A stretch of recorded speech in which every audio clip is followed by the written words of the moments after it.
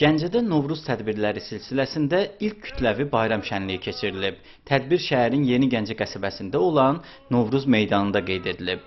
Ozan Baba və Bahar qızın çağırışı ilə meydana toplaşan şəhər sakinləri Novruzun simvolu olan Kosa ilə Keçəlin əyləncəli hərəkətlərini izləyiblər. Gəncə şəhər İcra Hakimiyyətinin başçısı Elmar Vəliyev bayram münasibəti ilə şəhər sakinlərini təbrik edib.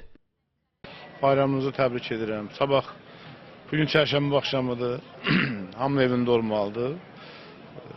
Sabah isə şəhərin baş meydanında və Cavadxan küçəsində şəhər tədbiri, əsas tədbirimizdir.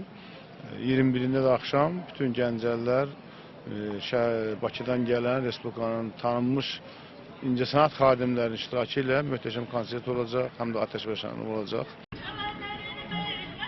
Tədbirdə şəhərin rəqs qruplarının ifaları izlənilib və yerli incəsənət ustalarının musiqiləri dinlənilib. Almaniya və Türkiyədən olan xarici qonaqlar şənlikləri maraqla izləyib, Novruzun Azərbaycanda əziz bir bayram kimi keçirildiyinin şahidi olduqlarını bildiriblər. Mən ilk dəfədir Azərbaycandayam. Çox məmnunuq ki, gəlişimiz Novruz bayramına təsadüf edir.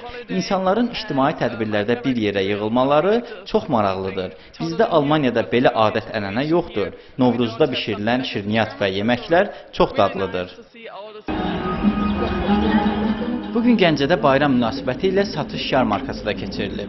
Şəhərin mərkəzi meydanında təşkil edilən sərgidə 30-a yaxın istehsal müəssisəsi öz məhsullarını satışa çıxarıb. Yarmarkada qiymətlər bazar qiymətlərindən təxminən 20% aşağı olub.